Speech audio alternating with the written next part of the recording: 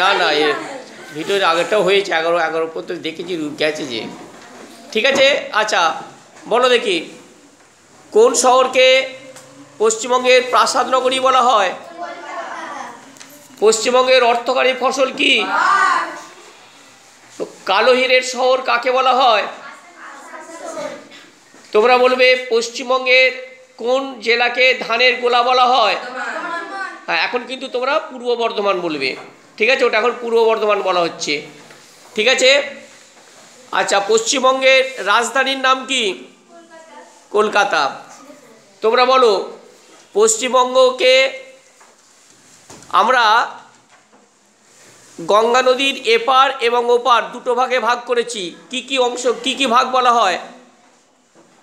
গঙ্গা নদীর উত্তর দিকটাকে কি বলা হয়? উত্তরবঙ্গ, দক্ষিণবঙ্গ।